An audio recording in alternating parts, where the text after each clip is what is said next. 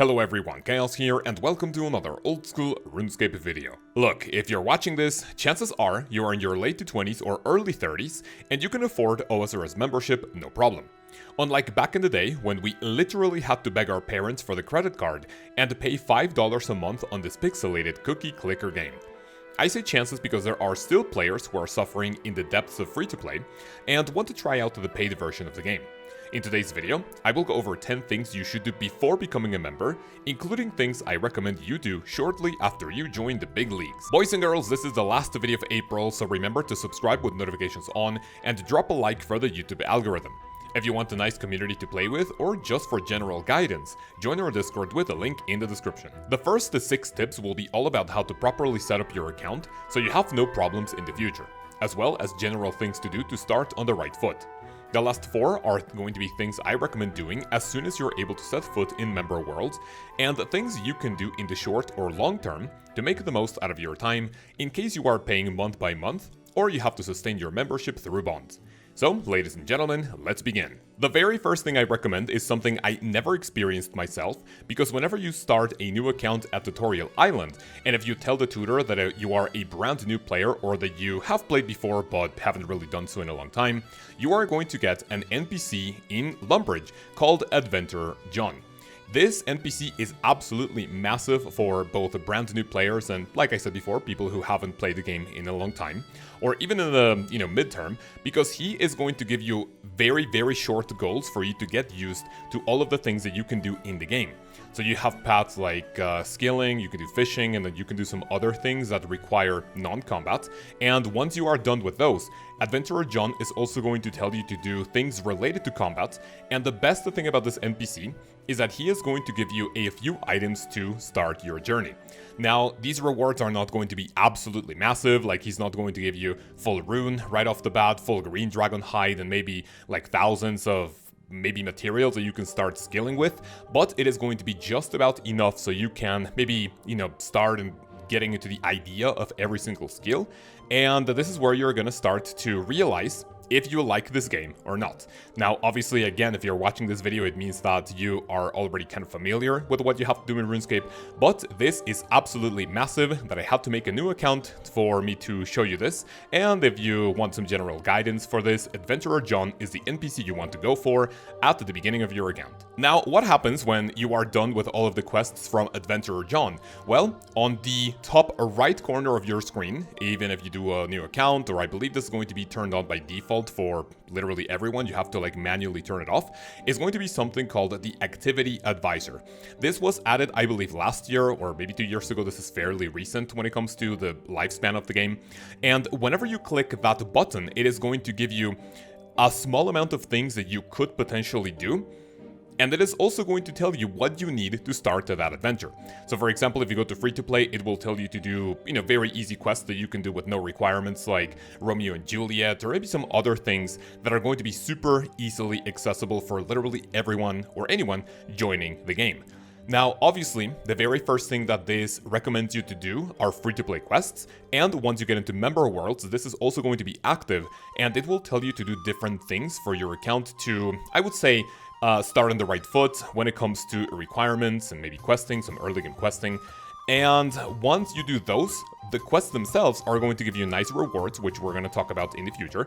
And those rewards themselves, when it comes to experience, are also going to help you with the other quests that the Activity Advisor is going to give you. So if you're feeling lost in the game, if, again, this game at the very beginning feels a little bit overwhelming, but the Activity Advisor has been one of the best additions in recent memory that is going to maybe lower down the amount of things that you can do, just focus on 1 of 2 things at once, and then once you're done with many of those, then you can start deciding what to do with the future of your account. Something crucial you can do before becoming a member though is making sure your personal information is safe, so people don't try to hijack your account. A few days ago I searched my full name online out of curiosity, and just between us, the amount of personal information notification that came up made me shake more than the noob's first time at the fight games. That is where today's sponsor Aura comes into play. Aura shows me which data brokers are selling my information and automatically submits opt-out requests on my behalf. A large telecommunications company revealed that over 73 million customer records were released on the dark web and recommended strengthening security on all of their accounts. Aura does this too, and with an all-in-one app, you wouldn't need to worry because of their protection features. I know at least one of your passwords is something like password123, so let Aura make this process a lot easier for you. Aura is always doing the heavy lifting to keep my information safe, so if this is something you think you can benefit from, check out aura.com/Kaoz or click the link in the description or the comments to see the great deals they have for you guys. Thank you very much to Aura for sponsoring this video, and let's continue. So I mentioned the word quests quite a lot during the previous point, but this one is going to be all about questing. Now, what is the difference between the previous one and this one is that the previous one is just the activity advisor for it to tell you what it recommends, but at the very beginning, and for the first couple of weeks or even months of your free-to-play account, what you need to do is complete every single free-to-play quest for you to know if you like the general idea of the adventures and maybe the lore of the game. And not only that, this is also going to give you very decent experience for free-to-play players. Like, for example, if you do things like Restless Ghost, that's going to give you prayer experience. Vampire Slayer will give you a very nice chunk of attack experience that is going to jumpstart your account and you can wear higher tier weapons. Imp Catcher doesn't give you a lot, but it will give you just a few magic levels for you to start, casting some high tier spells, along the Witch's Potion quest, which also gives you magic experience. If you do the Doric's quest right away, if you're not an Ironman, for which you would potentially need 15 mining, then you're going to get a nice boost to your mining level, so you can start mining at different mines in the free-to-play area. And finally, the one I recommend the most for now is Knight's Sword, which is going to give you 29 levels in smithing, even if you don't touch it whatsoever. Now, all of the free-to-play quests are going to include Dragon Slayer 1, which I'm going to mention it in the following tip. But for now, if you want a general idea if you like this game or not, and because this game has a lot of questing, and playing this game without quests is going to pretty much grief your account, so I recommend you try all of these and get a nice chunk of experience. Now, the next one is all about levels. Before you even think about getting membership, I do recommend you getting at least the level 40s or 30s in both combat and your scaling skills. However, there's one that I don't recommend touching, and 3 of them that I recommend you go a little easier before you get into Member World. The very first thing that you should take care of is also completing the Dragon Slayer adventure, which is also going to give you a lot of experience for both your attack and strength levels, for you to be able to wear the iconic rune armor. Now, level 40s for free-to-play might seem like a lot, but this is basically going to give you, again, an idea of what you need to do for the skills, and also let you know if this is something that you might not want to touch in the future. But trust me, even if you don't like it in free-to-play, there are many ways to train in Member Worlds that is potentially going to make the skill, a little bit more tolerable. What I mean by not touching a skill, do not train runecrafting in free-to-play. It is the most painful thing ever, and even if you plan on staying free-to-play, I would still not do runecrafting in free-to-play worlds.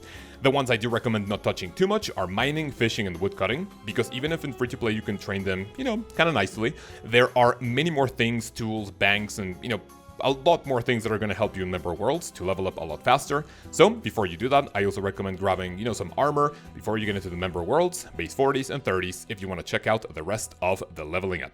This next one is going to sound a little weird, but I recommend not accepting too much help from other players. When it comes to money, materials, armor, weapons, anything that other players give you, either in free-to-play or just as you're starting your member's account, don't really accept a ton of help from other players, because it is basically going to, I would say, interfere with the experience for free-to-play and brand new members in Old School RuneScape. Now, this was partly inspired by a video that's, been popping out in the algorithm, playing RuneScape 20 years later, and one of the things the creator mentions is that basically, if you accept the things from players, it is going to change your plans a little bit too much. If you were planning on getting money for a bond or like a set of armor or a weapon, and then someone comes along and says, hey, here's 5 mil GP, enjoy it, then, that could, kind of interfere with what you were doing. And even though it is a nice chunk of GP when you get into Member Worlds, of course, then it is kind of going to, I would say not hinder, but you're better off trying the experience yourself first, and then if someone insists, then of course you can take the money.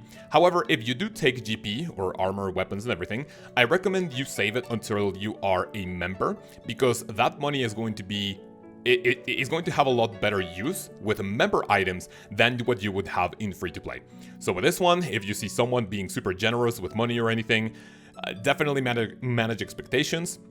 If they insist, go ahead and take it, but make sure to save them for Member World. The last one for free-to-play right before you jump into the paid version of the game is that you have to remember that making enough money for a bond in free-to-play is an absolute nightmare.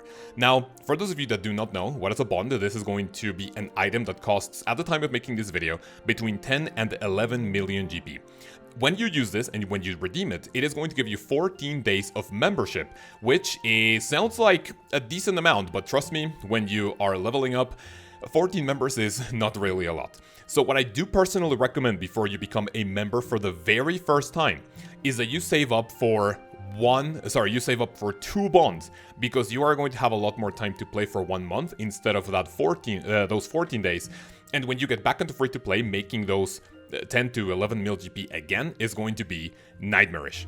Now, if you want to go the money route, because, you know, remember, this is just a video about becoming a member, not really how to become a member. If you want to use real money on this, I recommend buying the 1 to 3 month package. Of course, you know, you can buy the game monthly, but if you want to get a better deal, you can get 3 months, and then you can start passively making money, which we're going to talk about in a few seconds. And then when you're able to sustain your own bond, then your goal is to get 10 to 11 million GP every 14 days, so you don't have to pay anymore. But remember, that very first bond that you get in free-to-play world is not going to be really nice. It will take a lot of time, but it is possible if you really want to try the paid version of Old School RuneScape. Now, when we get into Member World, what do I recommend? You will go to the Grand Exchange and you're going to buy teleporting jewelry and teleporting tabs. What I recommend is getting Rings of Dueling, Games Necklaces, Amulets of Glory, and just type the word teleport tab or just type the names of each town, and you will be able to one-click this item, which will take you to other places without even needing the magic level yourself. If you want to make these, you do need the magic level, and this is another moneymaker that you can check out later. But for this one, I also recommend you do the quest called Fairy Tale Part 2, which requires a quest called Fairy Tale Part 1, obviously. And this is going to allow you to teleport to various places in the game with something called a fairy ring. Now, obviously, these are going to be a lot more scattered throughout the world, and a lot of these have really good positioning where a normal teleport wouldn't really take you, closer. So I do recommend this. However, the biggest one that I do suggest you doing is that if you don't want to get to these yourself, go to World 330 and then go to Remington, go to the little house-looking thing next to the portal. And then you can select someone's house, so you can go in and use what is called a portal nexus along with a rejuvenation pool and a jewelry box. This is going to be free teleporting to anywhere you want, free of charge. And the only annoying thing about this is that you need to be in World 330, which is kind of crowded. So, again, you have to see a lot of people, but that's not really going to be too much for the amount of utility that this offers. So when you are a member for the first time, if you followed one of the previous tips, which is get base 30s, 40s, this is not going to, I would say, help that much because you're going to be already kind of higher level for some of these quests to help. But if you decided that you want to become a member right away, these quests that you see on screen are going to be absolutely massive for the beginning of your account. Some of these that I have right here are the Waterfall quest, which gives attack and strength experience, Holy Grail for defense and prayer experience, Plague City and the Dig Site quest for mining experience, the Tourist Trap gives you 2 experience lamps, which is better to use on agility, so you can start in higher tier courses. The Sea Slug is going to give you a lot of fishing experience. And finally, just for this example, the Fight Arena gives a thieving as well as attack experience. There are other gnome-related quests, the Grand Tree, Trinium Village, which are also going to give you agility experience. But these are some of the ones that I recommend for you to jump a ton of levels, because even if you have from 1 to 10, 15, or 20, even 30, which some of these give you, Waterfall can get you from 1 to like mid-30s, I believe, you are going to skip so much time of training, it's not even going to be funny, so do these as fast as possible. So when you're getting comfy with member worlds and you don't really want to pay those $13 a month to Jagex, you're going to have to sustain your bond through GP. I have a lot of moneymaker videos on this channel, especially one that's passive moneymakers that you can do by just spending a few minutes every hour, a few minutes every day even. And some of these include herb patches from farming, which you have to do absolutely right away so you can start making money passively. You can also include allotment runs, flower runs, that is going to give you a lot more experience. You can plant hops in, the patches. You can do your bird houses, which is also going to give you hunter experience. And I have a lot of things in that dailies video. One of them includes battle staves that you can do after the Varrock achievement diary. And finally, one that not a lot of people mention is that your Kingdom of Miscellanea after the quest Throne of Miscellanea is going to give you passive GP for you not spending a lot of money and the time every single day. The final suggestion I have for you is that you have to be ready for the grind, and you have to set the goals to yourself for the short, mid, and long term. If you have never played this game before, if you have only seen it on social media, popping up on your YouTube algorithm, if you remember your friends from elementary, high school, junior high playing it, have this as your one and only warning: this game is worse than any other addictive substance you can find, and I cannot say the name of on YouTube because of terms of service, but this is one of the grindiest games that I have ever played, but it is a lot of fun. When it comes to goals, I have a lot of videos also going over things you can do in the early, mid, end game, in the late game as well. And I recommend checking as many videos as you can to give you an idea of what you can do in this game that is going to keep things fresh, and so you can have a lot more fun. So boys and girls, that's pretty much it for the simple video that I remember that I never really talked about anything prior to becoming a membership, so I really hope you enjoyed. If you want to participate in our weekly bond, speaking about membership, leave a comment telling me what you wish you knew before you became an old school RuneScape member, and if you leave the term RSN as well as your RuneScape username in your comment, you will be eligible for our weekly bond giveaway that I will do the draw off on Friday. I want to give a massive thank you to all the channel members that have decided tossing a few dollars to this channel, this project that I love so much. Your support goes a long way for my starving family in a third world country. If you want to be part of this list of legends, click the join button below and see all the cool perks you can get in the videos, in the live streams, and in the Discord. So, boys and girls, that is it for this beautiful video, and I'm going to see you in the next one, which, at the time of recording, I have a couple of ideas, but the schedule is not yet set. For now, I hope you have a wonderful day, have a wonderful week, and I will see you then. Peace.